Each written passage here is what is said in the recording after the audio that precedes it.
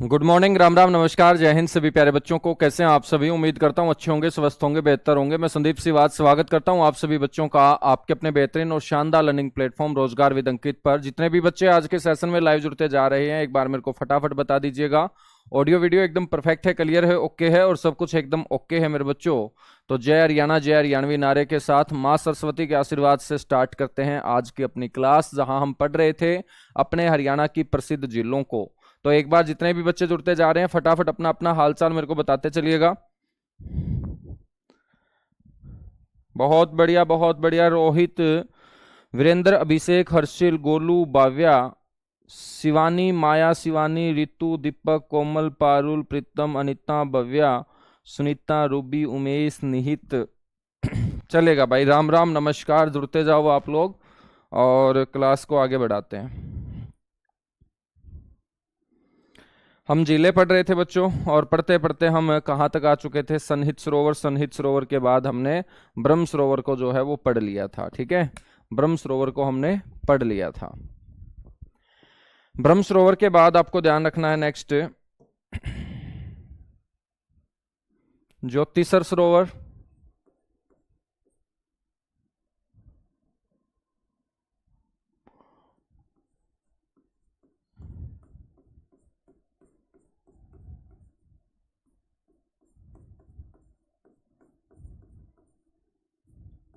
ज्योतिसर सरोवर बच्चों, और ज्योतिसर सरोवर कहाँ है? थानेसर के अंदर है।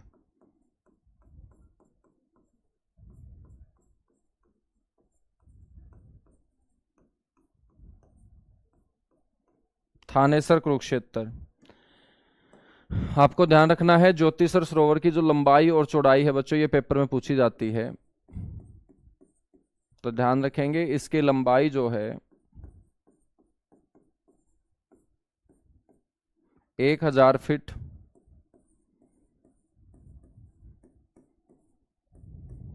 और चौड़ाई जो है बच्चों वो 500 फीट है।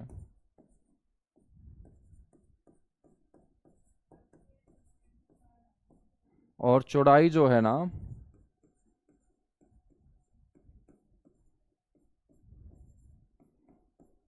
वो कितने फीट है?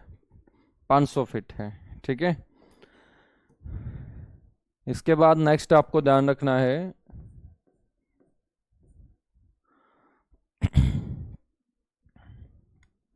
श्यामसर सरोवर।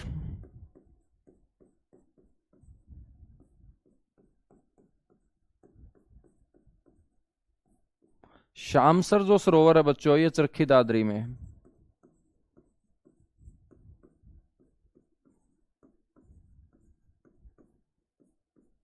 कहाँ है?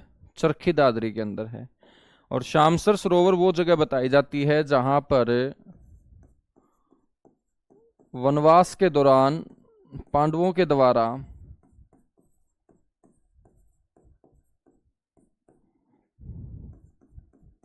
वनवास के दौरान पांडवों द्वारा बच्चों यहां पर क्या लगाया गया था? एक शिविर लगाया गया था।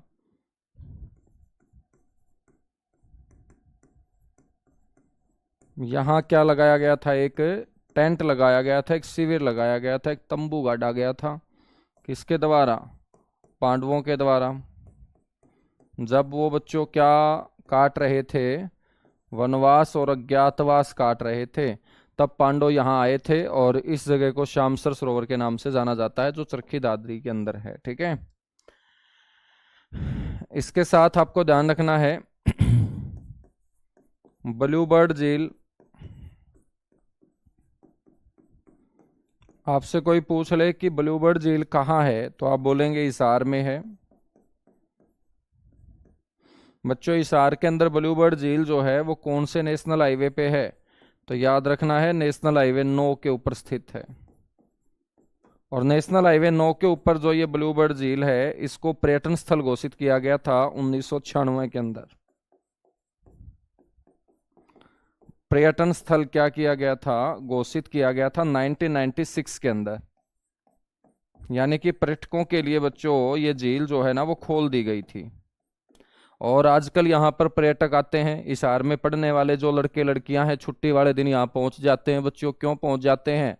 क्योंकि इस झील के बीचों बीच जो है ना एक कृत्रिम टापू बना रखा है। उस टापू के ऊपर जाके लड़कियां मैगी वैगी खाती हैं, ठीक है।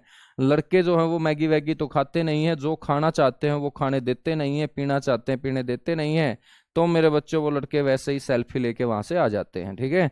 तो ये जो ब्लू बर्ड झील है ना, इस झील के बीचों बीच क्या बना रखा है,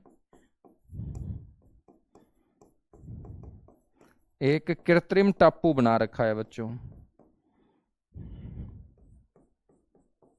टापू बोल दो या द्वीप बोल दो।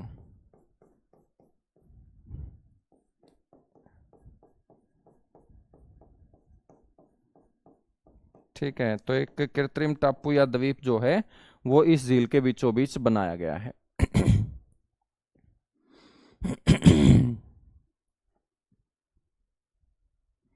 खुशी रहने दे, कोई फायदा ही नहीं है। जिस किताब को तू पढ़ रही है कोई फायदा ही नहीं है खुशी, है इसीलिए पूछ रही है ना तू ये मेरे से। कोई फायदा नहीं है गुड़िया, पढ़ाई पे ध्यान दे ले बस। हाँ, जो चीज काम की होगी मैं अपने आप बता दूंगा, टेंशन मत ले तू। हाँ, जिस किताब से तू पूछ रही है वो किताब का नाम मैं ले नहीं सकता यहाँ। बाकी वो किताब और पेज नंबर भी बता दूंगा मैं, तू कहाँ से मेरे से पूछ रही है। तो जो पढ़ा रहा हूं ना बस उसके ऊपर फोकस करो गुड़िया। इस झील में कृत्रिम टापू या द्वीप जो है बच्चों वो बनाया गया है, ठीक है। तो ये ब्लू बर्ड झील कहाँ होगी, हिसार के अंदर होगी। उसके बाद हिसार में कोई और झील तो है नहीं बच्चों, आसी के अंदर एक तालाब है, अमटी तालाब।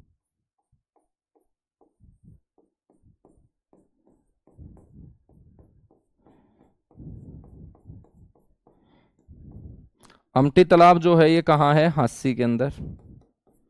और पृथ्वीराज चौहान का किला आपने पढ़ा होगा अस्सी के अंदर, जिसको आप अस्सीगढ़ का किला भी बोलते हैं। उस किले के पास बच्चों ये तालाब है, जगदीश कॉलोनी अस्सी के अंदर, जिसको हम अमटी तालाब बोलते हैं। अमटी लड़की का नाम था, और ये अमती देवी जो थी ये कुमारपाल देव की बेटी थी। तो किसकी बेटी थी ये, कुमारपाल देव की बेटी थी ये, ठीक है। हाँ, ब्लैक बर्ड जो है ना वो झील नहीं है, ब्लैक बर्ड एक पर्यटन स्थल है, ठीक है ना। ब्लैक बर्ड जो है वो झील नहीं है, एक पर्यटन स्थल है। अमटी तालाब के बाद बच्चों आपको याद रखना है फिर नंद सरोवर।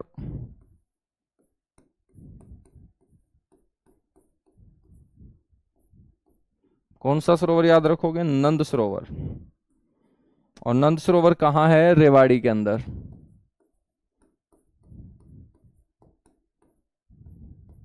ठीक है, बात करें बच्चों इसके निर्माण की, तो इसका निर्माण नंद राम अहीर के द्वारा करवाया गया था।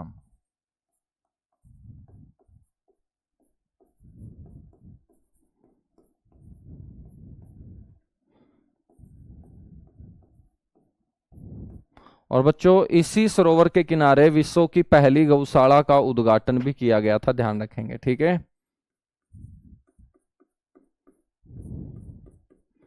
तो ये जो सरोवर हम पढ़ रहे हैं, इसी सरोवर के किनारे बच्चों विश्व की पहली गौशाला जो रेवाड़ी में स्थापित की गई थी,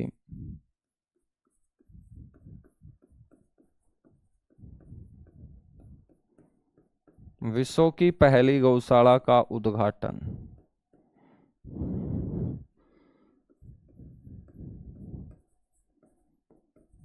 किसने किया था बच्चों, स्वामी दयानंद। उद्घाटन बोल सकते हैं या नींव बोल सकते हैं।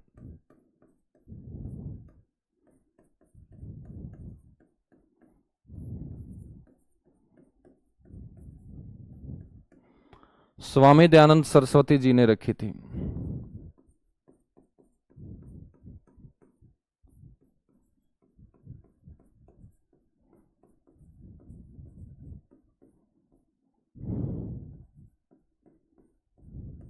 ठीक है, यही रेवाड़ी के अंदर एक तालाब और याद रखना है, राव तेज सिंह का तालाब।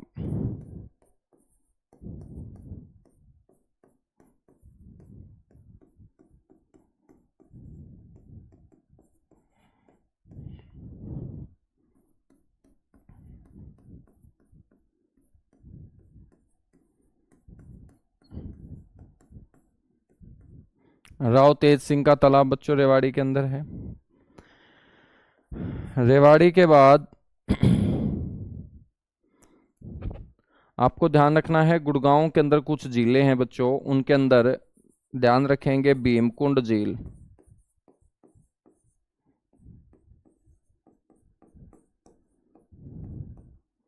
भीमकुंड झील जो है ये कहाँ होगी? गुरुग्राम जिले में होगी। पेपर में पूछा जाएगा भीमकुंड झील का दूसरा नाम क्या है, तो आपको ध्यान रखना है इसको वहां के लोग पिंचा खेड़ा जोहड़ भी बोलते हैं।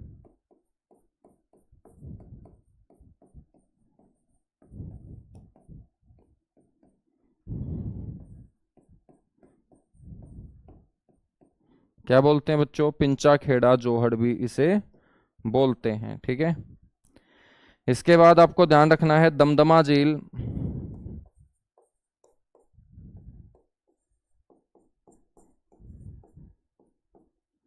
दमदमा झील बच्चों, दमदमा झील जो है ना, ये दमदमा गांव के अंदर है और दमदमा नाम का गांव आता है सोना तहसील में। और बच्चों ये जो तहसील है सोना, ये कौन से जिले की है? गुरुग्राम जिले की। तो गुरुग्राम की सोना तहसील के अंतर्गत आने वाले गांव दमदमा के अंदर मेरे बच्चों ये झील है। ध्यान रखना है हरियाणा की सबसे बड़ी झील है बच्चों ये। नाम में ही दम है बच्चों, तो सीधी सी बात है काम में भी दम होगा। तो ये हरियाणा की क्या है? सबसे बड़ी झील है।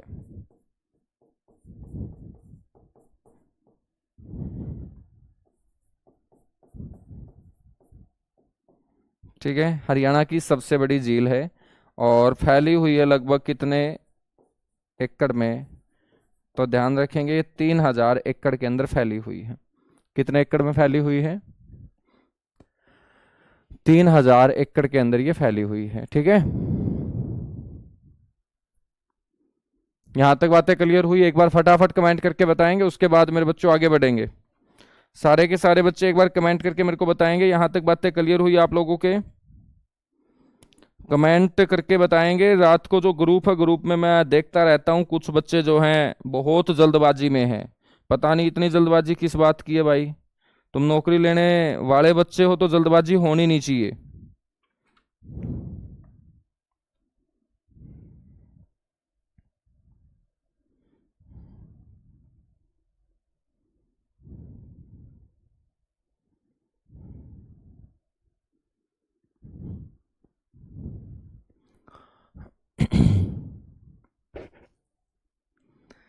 है ना, जल्दबाजी होनी नहीं चाहिए। जो बच्चा नौकरी लेने वाला है क्लास के अंदर वो जल्दबाजी नहीं करेगा। और कुछ बच्चे ऐसे जल्दबाजी में हैं जैसे उनको पेपर की तारीख का पता लग गया हो कि भाई अगले महीने ही पेपर है।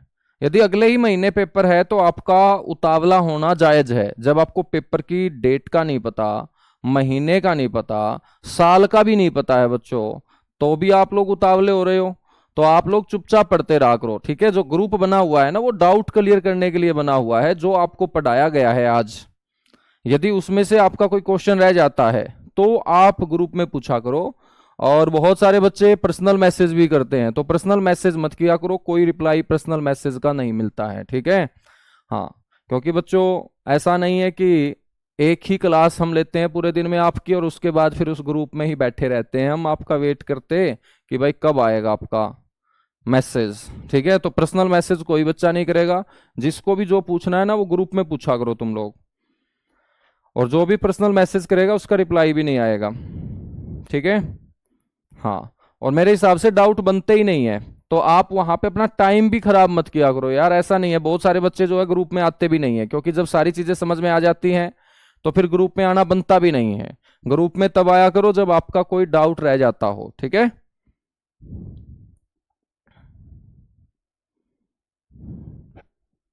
चलेगा। हम बात करेंगे हरियाणा की ये सबसे बड़ी झील है बच्चों, 3000 एकड़ में फैली हुई है।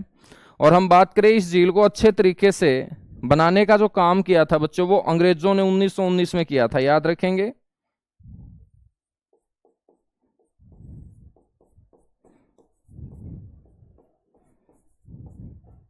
इस झील का सौंदर्यीकरण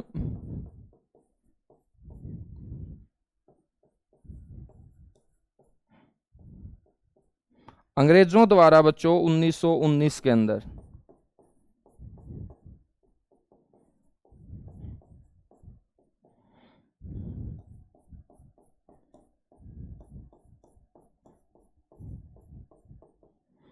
कब किया गया था? 1919 के अंदर इसका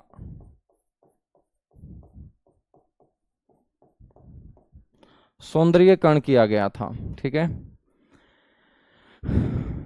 इसी झील में आपको ध्यान रखना है कि इस झील की जो आकृति है ना बच्चों, वो अमीबा की जैसी है। तो आपसे क्वेश्चन पूछ ले कि कौन सी वो झील है हरियाणा के अंदर जिसकी आकृति अमीबा की जैसी है।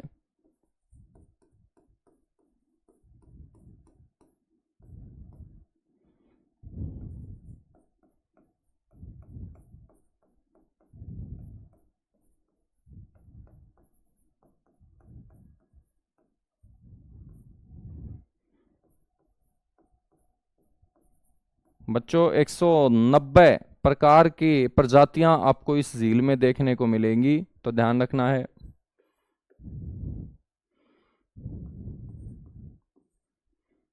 कितने 190 आपको ध्यान रखना है कि 190 पक्षी प्रजातियों का बच्चों ये निवास स्थान है।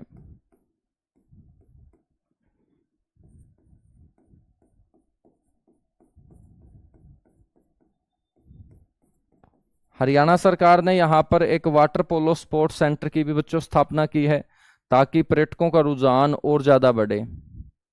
तो याद रखेंगे, राज्य सरकार द्वारा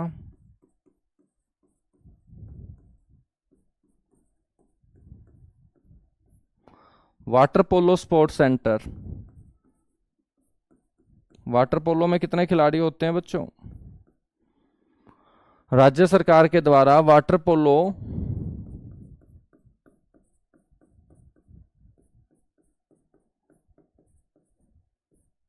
स्पोर्ट्स सेंटर की बच्चों क्या की गई है? स्थापना की गई है।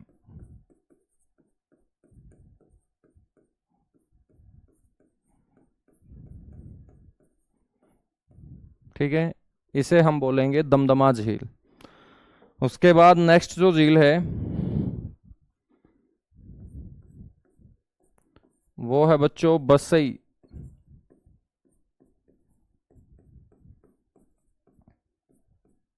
और बसई जो झील होगी ये बसई गांव के अंदर होगी, और बसई गांव है बच्चों गुरुग्राम जिले का। बसई जो झील है ये एक वेटलैंड यानी आर्द्रभूमि झील का उदाहरण है, तो याद रखेंगे आर्द्रभूमि या आर्द्र भूमि, या जिसे हम बोलेंगे वेटलैंड।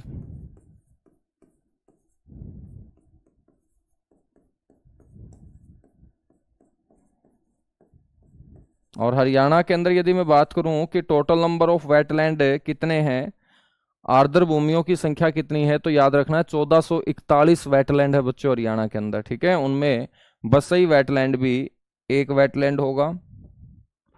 बसई के बाद याद रखेंगे गाट्टा झील।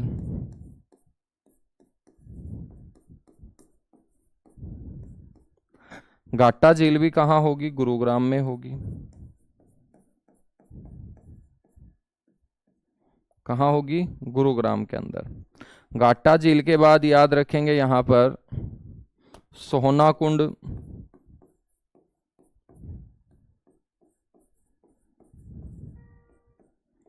और सोहना कुंड भी बच्चों कहाँ है? सर गुरुग्राम में। सोहना कुंड को हम क्या बोलते हैं? गर्म पानी का चश्मा भी बोलते हैं। ठीक है, तो इसका जो दूसरा नाम है बच्चों वो क्या होगा? गर्म पानी का चश्मा या गर्म पानी का कुंड भी बोल सकते हो।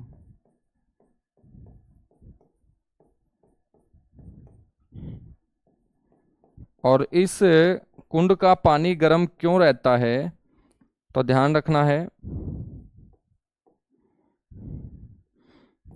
सल्फर की मात्रा पाए जाने के कारण। गंधक, गंधक को हम बोलते हैं सल्फर।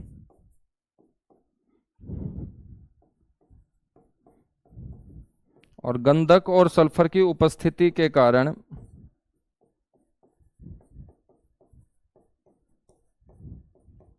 बच्चों कुंड का पानी क्या है? गर्म है।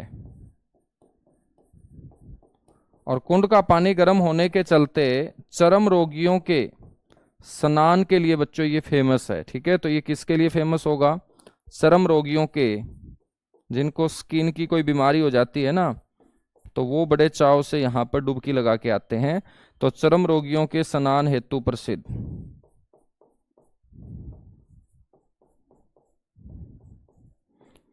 और सल्फर या गंधक वहां मिलेगा जहां पर भविष्य में सॉरी भूतकाल में मेरे बच्चों कोई ना कोई ज्वालामुखी फटा हो। तो आपसे क्वेश्चन ये भी पूछा जा सकता है कि ज्वालामुखी से निर्मित जो कुंड है हरियाणा के अंदर वो कौन सा है? तो आप बोलेंगे वो सोहना कुंड है। तो एक पॉइंट और याद रखना है कि इसका जो निर्माण हुआ है ना वो ज्वालामुखी क्रिया से हुआ है। वोल्केनिज्म से मेरे बच्चों ये कुंड बना है।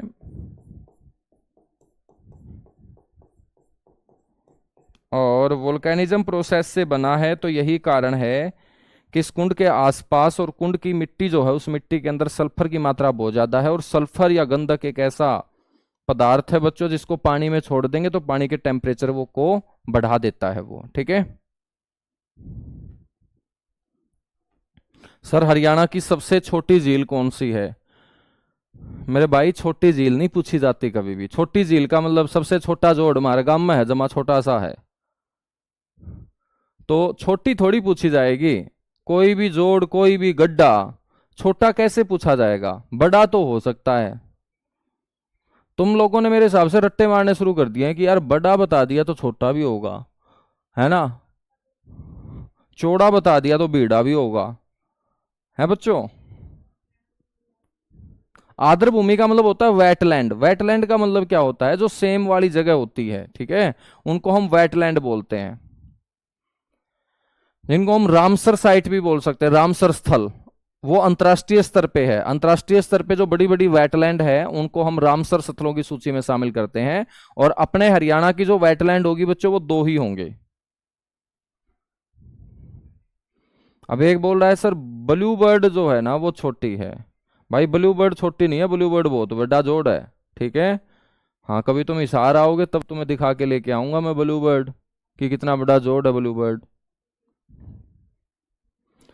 तो सोना कुंड तक बातें क्लियर हुई? बिल्कुल क्लियर हुई। अब हम बात करते हैं सुल्तानपुर झील की मेरे बच्चों। कौन सी झील की बात करते हैं?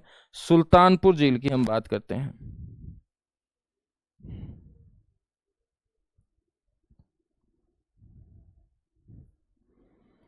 गुड़गांव की एक और झील पढ़ेंगे।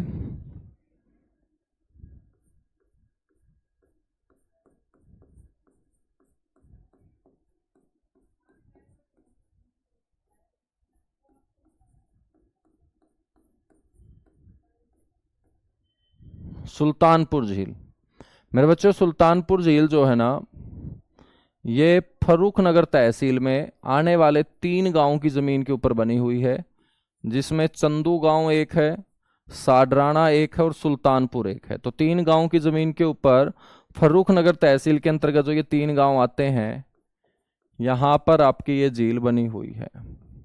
ठीक है, तो गुरुग्राम फर्रुखनगर रोड के ऊपर ये गांव आते हैं तीनों। सुल्तानपुर झील हम बात करें तो लगभग 353 एकड़ के अंदर बच्चों ये फैली हुई है।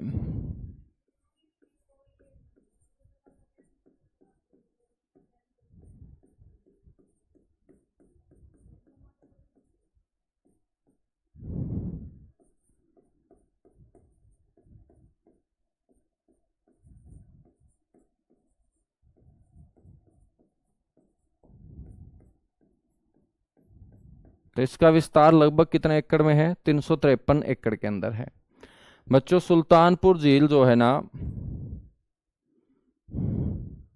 ध्यान रखेंगे, प्रवासी पक्षियों के लिए फेमस है।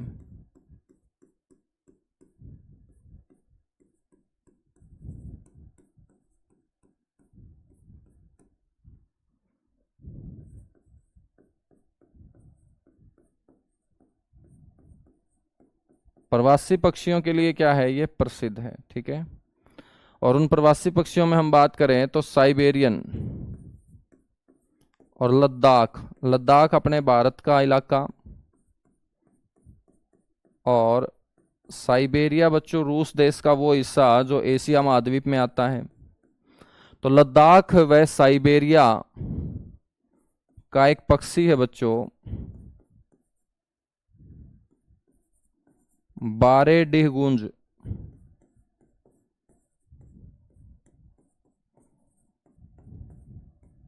ठीक है, पक्षी का नाम है ये। एक साइबेरियन सारस भी आपने पढ़ा होगा, एक बारेहडी गूंज नाम का पक्षी भी है जो लद्दाख और साइबेरिया में पाया जाता है। तो अपने हरियाणा की कौन सी झील के ऊपर देखने को मिलता है पक्षी? ये सुल्तानपुर झील के ऊपर। तो लद्दाख और साइबेरिया का बारेहडी गूंज पक्षी याद रखना है, इसी झील पर बच्चों देखा जाता है।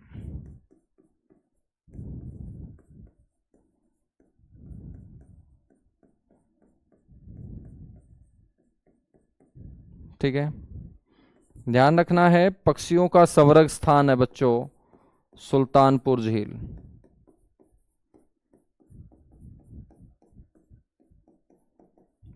पक्षियों का संवर्ग स्थान सुल्तानपुर झील है, क्योंकि जो भी पक्षी एक बार यहाँ पे आ जाते हैं वो बच्चों इस जमीन को छोड़ के नहीं जाते हैं, बार बार सुल्तानपुर क्षेत्र में वो सर्दियों के मौसम में देखे जाते हैं।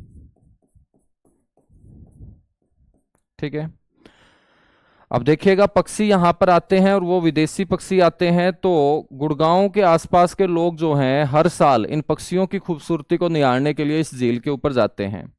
तो बच्चों उन लोगों को हम बोलेंगे पर्यटक। तो हरियाणा में सबसे ज्यादा पर्यटक, आपसे कोई पूछ ले कि कौन सी झील के ऊपर सबसे ज्यादा पर्यटक आते हैं, तो ध्यान रखना है हरियाणा में सबसे ज्यादा पर्यटक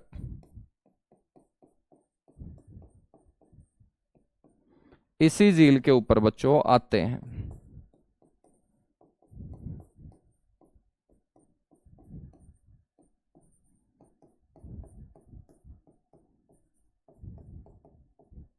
ठीक है, याद रखेंगे, बिल्कुल याद रखेंगे। तो ये सुल्तानपुर झील के बारे में बातें याद रखनी है बच्चों। सुल्तानपुर झील को वर्ष 2021 के अंदर, ये भी एक आर्द्र भूमि वाली झील है, तो वर्ष 2021 में इसे अंतर्राष्ट्रीय स्तर पर मेरे बच्चों मान्यता मिल जाती है। अंतर्राष्ट्रीय स्तर पर इसको क्या दे दी जाती है? मान्यता दे दी जाती है।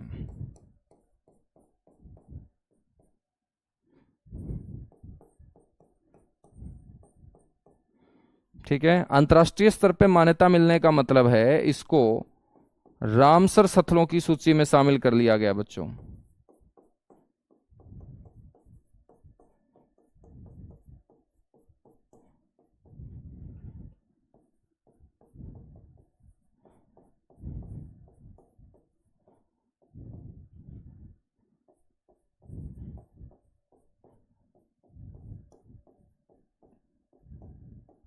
ठीक है, तो इसको रामसर स्थलों की सूची में शामिल किया गया। याद रखेंगे, बिल्कुल याद रखेंगे। तो बड़ा इंपॉर्टेंट क्वेश्चन है कि भाई रामसर स्थलों की सूची में इसे कब शामिल किया गया, तो आप बोलेंगे वर्ष 2021 के अंदर। चलेगा, उसके बाद हम बात करते हैं नेक्स्ट। याद रखेंगे बच्चों कोटला झील,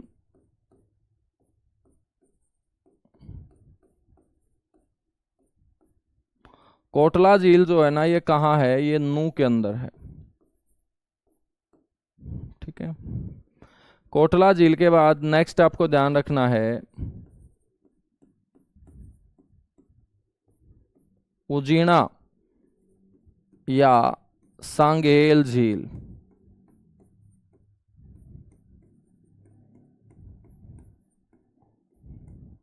उजीना या सांगेल झील, ये भी बच्चों कहाँ है? नू के अंदर है। नेक्स्ट आपको ध्यान रखना है चंदिल्ला झील,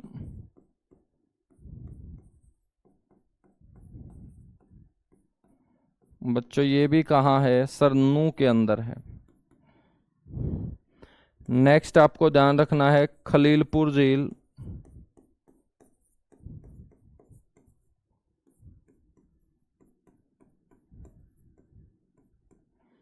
खलीलपुर झील भी बच्चों कहाँ है? नू के अंदर है। नेक्स्ट आपको ध्यान रखना है सेठ सूहीमल का तालाब।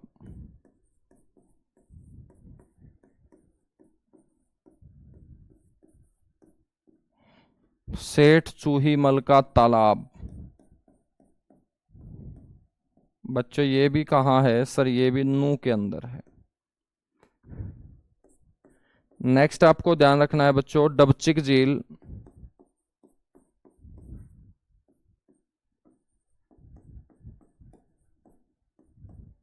और डबचिक झील आपसे कोई पूछ ले तो आप बोलेंगे होडल के अंदर है।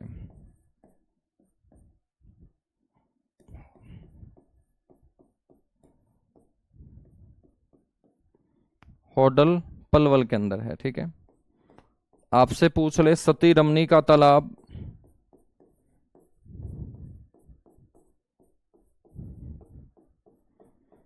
तो बच्चों सती रमनी का तालाब भी कहाँ है? होडल पलवल के अंदर है।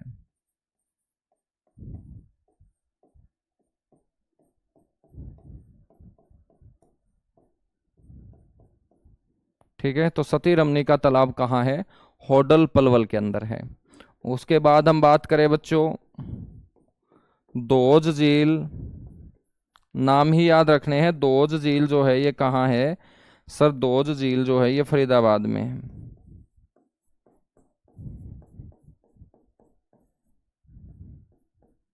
ठीक है, दोज झील के बाद ध्यान रखेंगे निहारिका झील।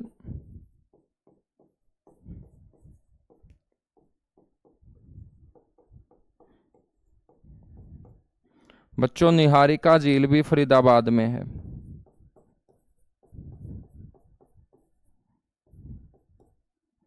निहारिका झील भी कहाँ है? फरीदाबाद में है। ठीक है, इसके अलावा नेक्स्ट आपको ध्यान रखना है खूनी झील।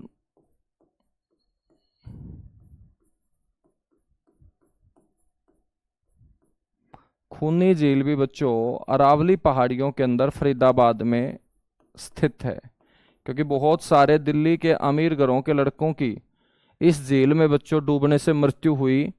तो डूबने से बहुत सारे लोग मारे गए हैं इस झील के अंदर। तो आसपास के क्षेत्र में ये जो झील फेमस हो जाती है ना, ये किस नाम से फेमस हो जाती है? खूनी झील के नाम से ये फेमस हो जाती है। ठीक है ना। दीपक नायडू कैसे पता लगा मेरे भाई? कैसे पता लगा है? खूनी झील के बाद हम बात करेंगे नेक्स्ट झील है यहां बड़खल झील।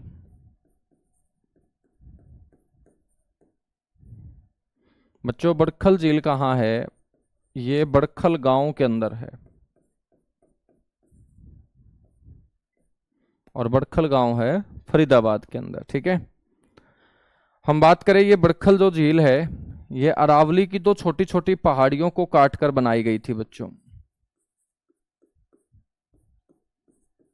अरावली की दो छोटी छोटी पहाड़ियों को काटकर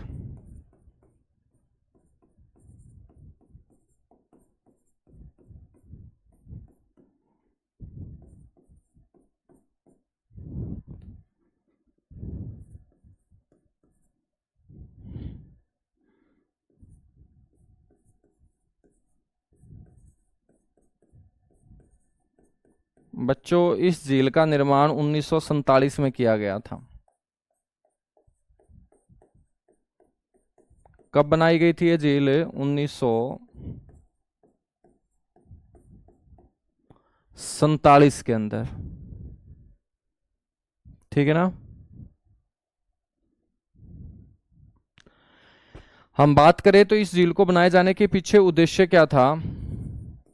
उद्देश्य था बच्चों सिंचाई के लिए वर्षा का जल इकट्ठा करना।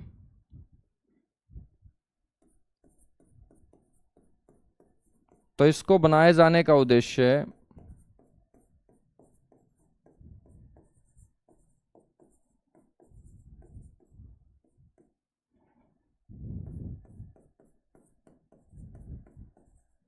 सिंचाई के लिए जल इकट्ठा करना था बच्चों। सिंचाई के लिए वर्षा का जल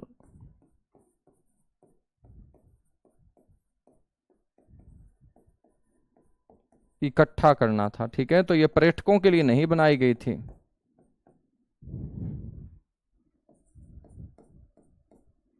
ये आपको ध्यान रखना है। ठीक है, पर्यटकों के लिए मेरे बच्चों ये जो झील है ना, ये कब खोली गई थी, ये बड़ा इंपॉर्टेंट आपका क्वेश्चन बनेगा।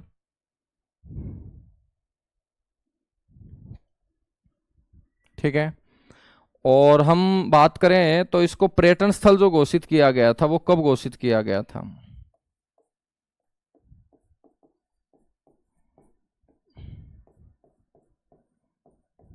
1969 के अंदर।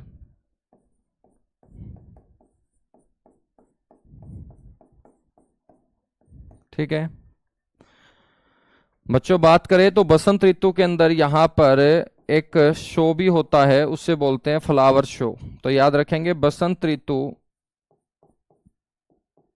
में इस झील पर कौन सा शो आयोजित किया जाता है?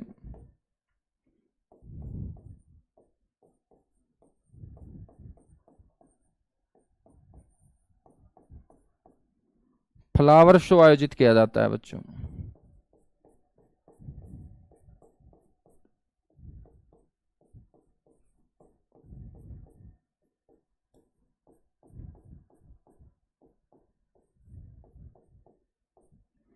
ठीक है, तो बसंत ऋतु में इस झील के ऊपर कौन सा शो आयोजित किया जाता है? फ्लावर शो आयोजित किया जाता है।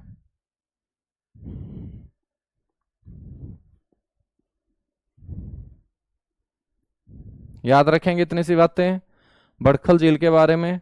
बड़खल मेरे बच्चों आपको ध्यान रखना है, एक फारसी भाषा का शब्द है जिसका मतलब होता है बिना रुकावट के। खल का मतलब क्या होता है? रुकावट। और बड़ का मतलब होता है बिना, बिना रुकावट के, उसको हम क्या बोलेंगे?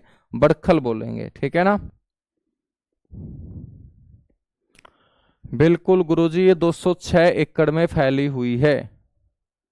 हाँ भाई, 206 एकड़ में ये फैली हुई है। ठीक है, तो इसका विस्तार कितने एकड़ में है? 206 एकड़ में, ये भी याद रख लेना।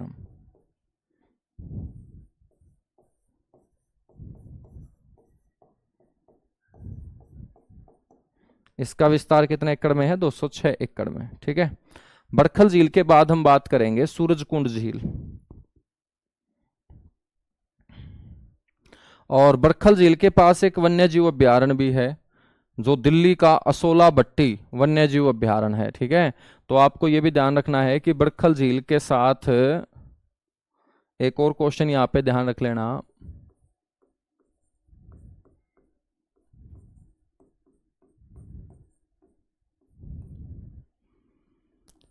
इस झील के साथ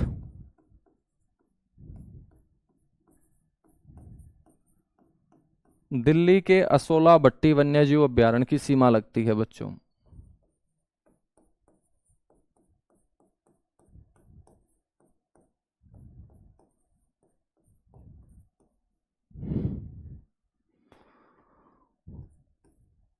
दिल्ली के असोला भट्टी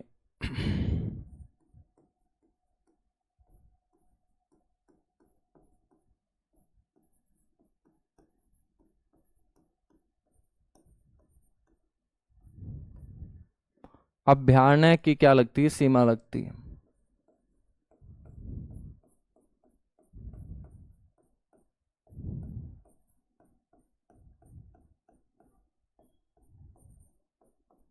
यह भी आपको ध्यान रखना है। ठीक है, चलेगा। इसके बाद हम बात करते हैं कितनी झीलें हो चुकी हैं। जो बच्चा काउंट कर रहा है एक बार फटाफट बताओ।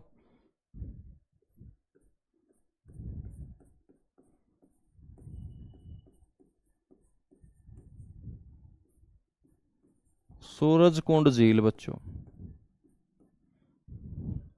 और सूरजकुंड झील जो है ये कहाँ है? सूरजकुंड के अंदर।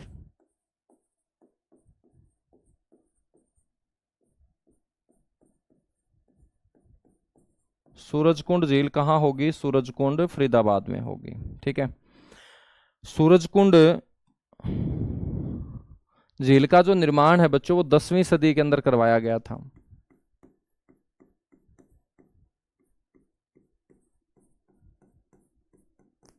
और 10वीं सदी में इसको बनवाया था सूरजपाल तोमर ने।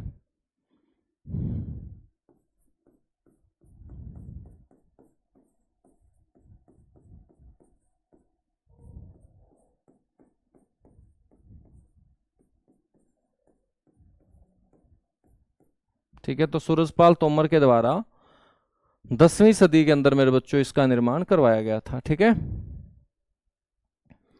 हम बात करें तो इसकी जो आकृति है ना वो कैसी है। इस झील की जो आकृति है ना वो अर्ध चंद्राकार है, याद रखेंगे, जैसे आधा चांद दिखता है ना, अर्ध चंद्राकार।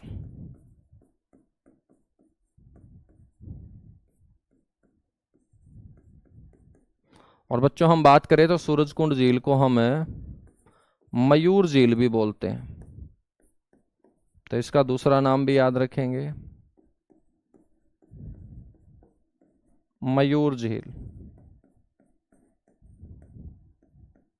ठीक है बच्चों, सूरजकुंड झील के बाद हम बात करते हैं, गुड़गांव की झील हमने पढ़ ली, उसके बाद झज्जर। झज्जर के अंदर बच्चों एक झील है जिसका नाम है बिंडावास।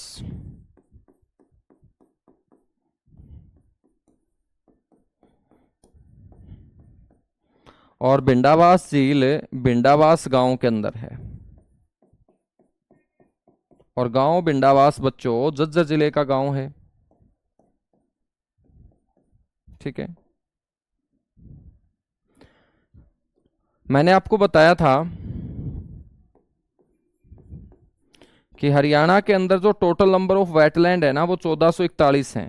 तो उन 1441 आर्द्र भूमियों में सबसे बड़ी जो आर्द्र भूमि है वो कौन सी होगी, बिंडावास झील होगी। तो ध्यान रखना है, ये हरियाणा की सबसे बड़ी झील नहीं बल्कि हरियाणा की सबसे बड़ी वेटलैंड है बच्चों,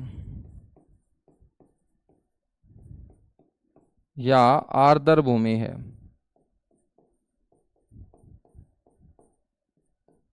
ठीक है, बात करें तो इस झील के अंदर छोटे छोटे कई टापू बने हुए हैं। तो ये जो झील होगी ये किसके लिए फेमस है, छोटे छोटे टापुओं के लिए।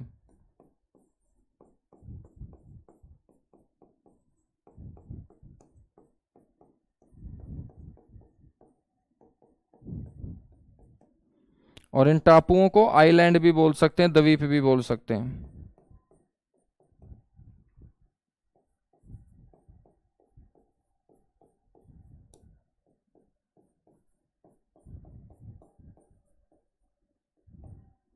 ठीक है, तो झील जो है ना वो छोटे छोटे टापुओं और द्वीपों के लिए क्या है, फेमस है। जब इस झील के बीचों बीच मेरे बच्चों ये छोटे छोटे जमीनी भाग ऊपर की ओर दिखाई देते हैं, तो यहाँ पर बहुत सारे पक्षी भी बैठ जाते हैं। और पानी के बीचों बीच उन टापुओं के ऊपर बैठे हुए पक्षियों को जब हम देखते हैं तो नज़ारा देखने लायक होता है। तो वहाँ के लोग इस झील को सुंदर झील बोल देते हैं। ठीक है, तो ध्यान रखेंगे, बिंडावास झील को ही बच्चों कौन सी झील कहा जाता है हरियाणा में, सुंदर झील कहा जाता है।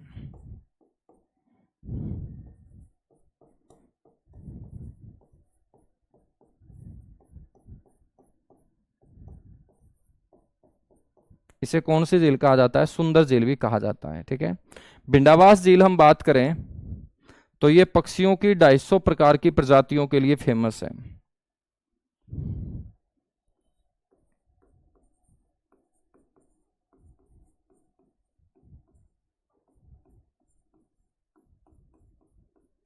तो ये 250 प्रकार के पक्षियों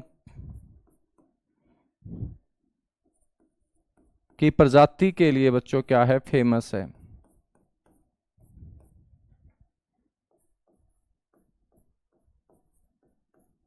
पूरे भारत में 1250 प्रकार के पक्षी पाए जाते हैं। उन 1250 प्रकार में से 500 प्रकार के पक्षी बच्चों हरियाणा में पाए जाते हैं, और उन 500 में से भी 250 प्रकार के पक्षी आपको बिंडावास झील के ऊपर नजर आएंगे। ठीक है, तो 250 प्रकार के पक्षियों की प्रजाति के लिए क्या है, फेमस है।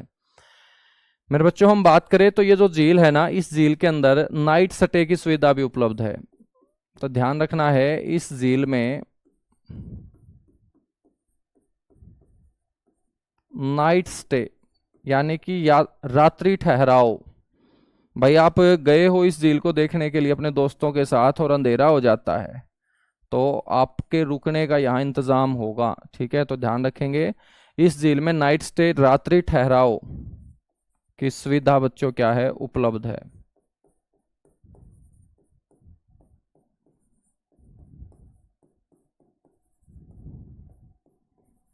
ठीक है ना। तो रात्रि ठहराव और नाइट स्टे की सुविधा यहाँ क्या है, उपलब्ध है। वेटलैंड क्या होता है, आर्द्र भूमि होता है भाई, सेम वाली जगह जहां मिट्टी के अंदर पानी को एब्जॉर्ब करने की कैपेसिटी ही खत्म हो जाती है, उसी को हम वेटलैंड बोलते हैं। खूनी झील कहाँ है, खूनी झील भाई अरावली क्षेत्र के अंदर है, फरीदाबाद में।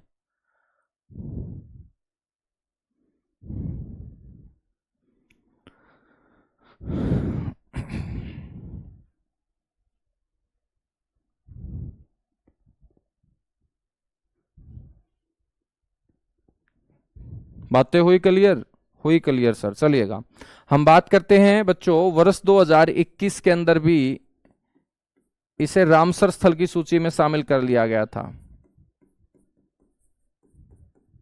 और हरियाणा की दो जिले हैं बच्चों, एक सुल्तानपुर और एक भिंडावास, जिसको रामसर स्थलों की सूची में शामिल किया गया। और रामसर क्या है, एक शहर का नाम है बच्चों, ईरान के अंदर यह शहर है। और 2 फरवरी 1971 को दुनिया के कई देशों ने इस ईरान के रामसर शहर में बैठकर इन वेटलैंड आर्द्र भूमियों को बचाने की पेशकश की थी। और जिन जिन आर्द्र भूमियों को सबसे पहले बचाया जाएगा उसके लिए एक सूची तैयार की गई। और मेरे बच्चों उस सूची का नाम रख दिया गया उसी शहर के नाम पर जहां ये मीटिंग हुई थी। और मीटिंग हुई थी ईरान के रामसर के अंदर, ठीक है। मीटिंग हुई थी 2 फरवरी को, और 2 फरवरी का दिन ही वर्ल्ड वेटलैंड डे, विश्व आर्द्र भूमि दिवस के रूप में मनाया जाता है। तो हरियाणा की कितनी जिले हो जाएंगी रामसर स्थलों की सूची में शामिल? हरियाणा में टोटल नंबर ऑफ वेटलैंड है 1441, लेकिन 1441 में से अंतर्राष्ट्रीय स्तर पे जिनको मान्यता मिली रामसर स्थलों की सूची में जिसे शामिल किया गया वो कितनी है, सिर्फ 1441 में से 2 हैं। कितनी है, 2 हैं बच्चों।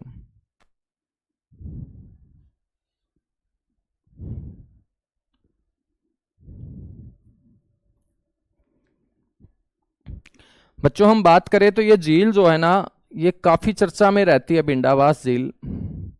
और महाराष्ट्र का एक शहर है पुणे, और पुणे की एक संस्था है, नाम है उस संस्था का इला फाउंडेशन।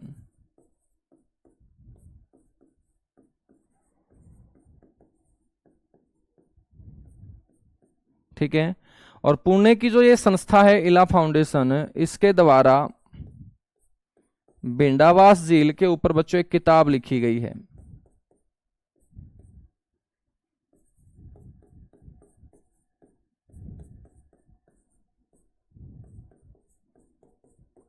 पुस्तक लिखी गई है, ठीक है ना।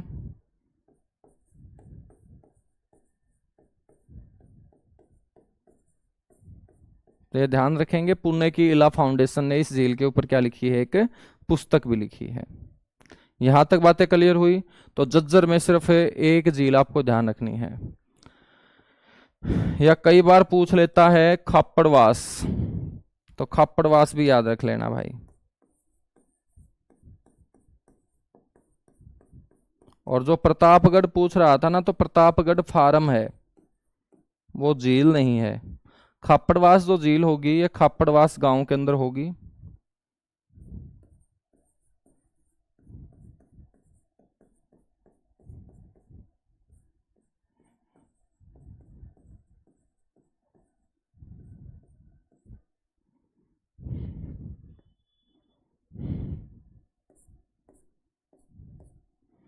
खापड़वास के बाद हम बात करेंगे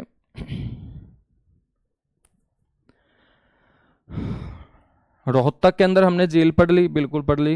रोहतक के अंदर एक तालाब नहीं पढ़ा होगा, गौकर्ण तालाब पढ़ा था क्या? पढ़ा था हमने, गौकर्ण तालाब पढ़ा था, ठीक है। और मेरे बच्चों पानीपत, पानीपत के अंदर एक झील याद रखेंगे, हाली झील। सोनीपत के अंदर भी हमने पढ़ ली थी हाली झील। और हाली झील जो होगी बच्चों वो कहाँ होगी सर? पानीपत के अंदर होगी। तो अल्ताफ हुसैन हाली के नाम पर इस झील का नाम है हाली झील। ठीक है। करनाल की झील हमने पढ़ ली थी। फिर बच्चों कुरुक्षेत्र के अंदर जो झील सरोवर थे वो हमने पढ़ लिए थे। उसके अलावा अंबाड़ा के अंदर, उसके अलावा बच्चों पंचकुला में, यमुनानगर के अंदर एक सरोवर याद रख लेना, कपाल मोचन सरोवर।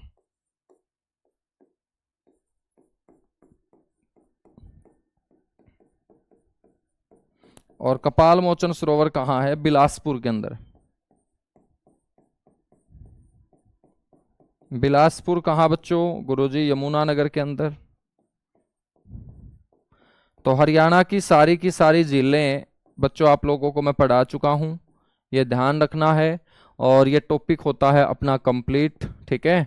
तो ये अपना तीसरा जो टॉपिक है ज्योग्राफी के अंदर कंप्लीट होता है। और कल की क्लास में हम पढ़ेंगे अपने हरियाणा की जलवायु। ठीक है ना? तो हम अपने हरियाणा की क्या पढ़ेंगे? जलवायु पढ़ेंगे। तो अब फटाफट आप लोगों को बच्चों सिलेबस होता दिखेगा, क्योंकि 3-4 टॉपिक ही लेंथी टॉपिक हैं। जैसे एक टॉपिक ये बड़ा है, एक टॉपिक और बड़ा आएगा। जैसे हम उस टॉपिक को पढ़ेंगे ट्रांसपोर्ट, परिवहन के रूप में, तो एक परिवहन नाम का टॉपिक भी बड़ा होगा। बाकी जो है ना वो डेली एक एक टॉपिक आपका होता जाएगा। ठीक है। सर जी हरियाणा जीके की पीडीएफ मिल जाएगी क्या? हरियाणा जीके की पीडीएफ है, बनाओ ना। तुम क्यों नहीं लिखते हो? तुम क्या करते हो सारा दिन ये बताओ? तो तुम मेरे साथ की साथ लिखा करो ना। बहुत सारे बच्चे बहाने मारते हैं कि सर हमारे पास टाइम नहीं है। तो भाई टाइम नहीं है तो इसका मतलब है तुम्हें नौकरी की जरूरत भी नहीं है, क्योंकि आज नौकरी की जरूरत उस आदमी को है, उस बच्चे को है जिसका टाइम ही नहीं कटता। मतलब वो बेरोजगार है, उसके पास कोई काम ही नहीं है। और तुम ऑलरेडी इतने बिजी हो कि तुम्हें लिखने का भी टाइम नहीं है। तो सीधी सी बात है भाई साहब, फिर आप नौकरी क्यों लेना चाहते हो जब टाइम ही नहीं है तुम्हारे पास? लिखने पड़ेंगे ना। ठीक है। बाकी जो आपको पीडीएफ इस बैच के अंदर मिल ही रही है, पीडीएफ इस बैच के अंदर मिल रही है, सारी चीजें मिल रही है। यदि तुम ढूंढोगे तो सब कुछ है, और यदि नहीं ढूंढोगे तो भाई बिना ढूंढे तो कुछ नहीं मिलना। ठीक है। वरना सारी की सारी पीडीएफ आपको यहाँ मिल जाएगी। चलेगा। Thank you, bye bye, love you. आप सभी को ढेर सारा प्यार। कल फिर मिलेंगे इसी जगह इसी समय, और हम पढ़ेंगे कल हरियाणा की जलवायु यानी कि क्लाइमेट ऑफ हरियाणा पढ़ेंगे।